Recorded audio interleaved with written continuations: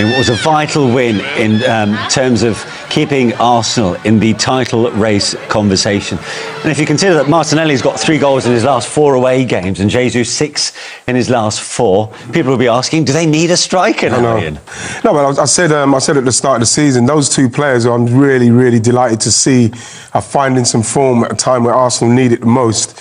Are scoring goals now and are playing well and are contributing, because last season I think between them they got 10 Premier League goals, and I think if they got 10 each, Arsenal maybe could have gone on to win the league. And I think that they've realised this season how important their contribution is going to be, and you just hope it can continue for both of them. Yeah, I mean, if ever there is a time for consistency from both of them, this has to be it, right? Yeah, I mean, Jules asked a question there, you know, has everybody got to chip in without Saka being in? Of course they have. I mean, they don't score enough goals as it is, really. Well, they've not got enough players that score big amounts of goals. They tend to spread them around a little bit, and they're going to have to up their game from now on. And that started tonight. And it started, actually, for the last couple of weeks. Jesus has been banging them in lately, so that's good. And he'll argue, well, I can always score, it's just I've not been given a chance. Yeah.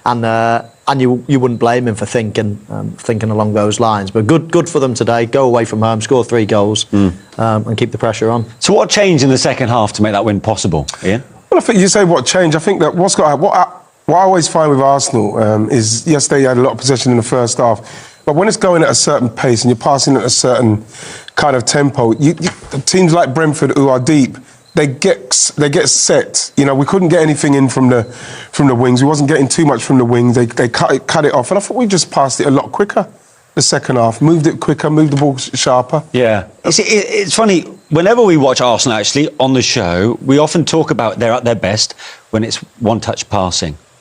Obviously, when they're catching the opposition out of position, is it easier said than done? Because surely the players are aware. They increase the tempo. They look more dangerous as a result. Of course it is, but every team is doing things at speed in any walk of life is much more dangerous, much more happens when you do things fast. You know, you take more risk, you could give the ball away a lot more. Yeah. So certain teams like to play in more of a controlled way and not risk the ball too much and play a little bit slower. But we all know if you up the tempo, you've got more chance of scoring goals. And of course, every team, when they do that, they look a little bit more dangerous. Arsenal today, even though they went 1-0 down, they still had control of the game. They still had a lot of possession in that first half.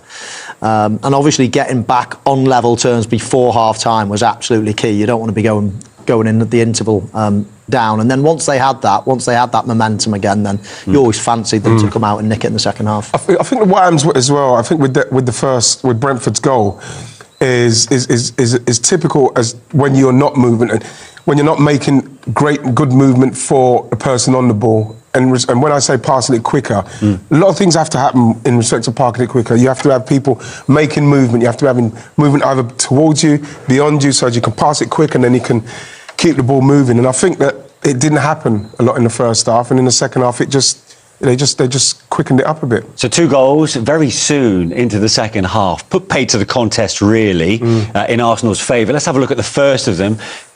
Unsurprisingly, from a set piece, Ian. Yeah, it was a good ball in. You know, I think the goalkeeper was poor today. He made a couple of big mistakes, and I think this is another one. They know what's going to happen with Arsenal. They're going to put the ball in high, in and around him. There's a lot of bodies around him, but he's totally missed that. He's totally missed that. We know how much protection they get, so if he gets himself in a situation where he can get a hand on it, he probably gets a foul, but he's totally missed it. And Arsenal, with the amount of bodies that are in there, they've really taken advantage of that, and that's brilliant from Arsenal's point of view. Well, I suppose that's part of the reason why they do that, isn't it? It's the chaos it causes in the box. Yeah, and then most of the time now they're in swinging corners and they land it right on the goalkeeper. You saw there Saliba just putting the goalkeeper off.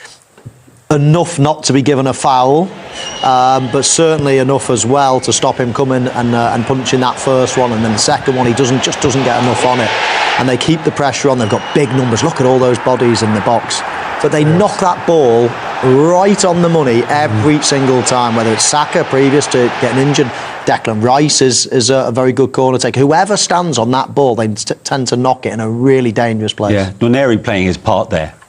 Yeah. And I suppose, you know, that's where he fits that profile of Saka with that left foot and playing on the right. Well, what we've seen with him is his technical abilities, great pace, And again, one of the most difficult things to do, something I probably wouldn't be able to do, is take the corners and put them in a place. Tell us more about. I mean, that is a particular skill set, isn't it?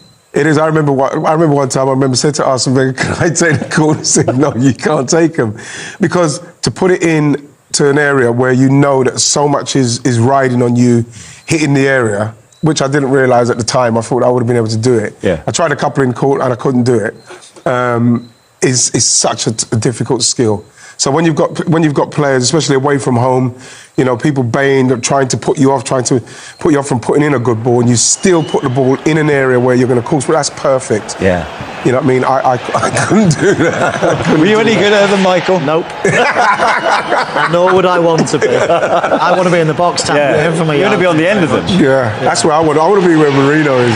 Isn't it incredible though? You think that, but I mean, Gareth Southgate with England used to put Harry Kane used to take them for a period of time. You think he's our best player? He's 6'4". Was it with I'm sure that was Gary Neville and Roy. Yeah. Was it? I'm sure, yeah, when we couldn't believe what was going on. That's when Iceland beat us, remember? It was, yeah. Bit of a nadir, shall we say. But that's brilliant. Wanyeri.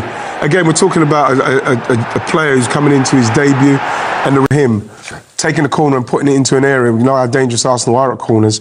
To put it into an area that has to be there, again, it's just testament to him. As it happened, Wanyeri then put the ball into the danger area for 3-1, which was literally just, under 3 minutes later? Yeah, exactly. He just chopped the ball back on his left foot and curled it into a really dangerous area. And Arsenal had bodies in the box, and it was actually a nice little bit of movement from Martinelli. He just sort of ghosted in, and his man, Damsgaard, he thought he was just going to almost run towards the corner of the six-yard box. So we highlight it here. Here's the ball coming in with the left foot swinging in, and there we have it. And he just almost makes a move and ghosts in, almost a horizontal run there. You saw that, Michael. It's like he checked for him twice, and then he tried to make the run to where he think he was going to be. Because I thought that ball in the first half wasn't working for Arsenal, but I think they got the ball to Wanyeri quicker, which I think was good. He was unable to take them on, but that, for me, is very composed, calm finish there. Now, you'll see, actually, as the ball hits the back of the net, well, we will see now, Nathan Collins felt he was pushed. The Brentford players weren't particularly happy with the match officials here. There. Was that it there? Yeah. I don't think that's enough for a big centre-half. I think he's got himself... Yes, you can see Marino's hands on his back, wasn't it? Yeah, but I'll go back and be petty and talk about the Newcastle and Gabriel when they got his two hands on Gabriel's Don't be back. petty now. I'm being petty. No. But I don't think a big centre-half should be looking for a free kick like that. I don't think it was a big enough push in that instance for him to get a foul for that. Michael, for you? Well, VAR would have a second look at it as well, and they didn't think it was a clear mistake. So, no, I agree. I didn't think it was a foul. Yeah, but sometimes you two don't see eye to eye with VAR. No, but that's what's good. We don't see eye to eye with defenders either. No, we don't know.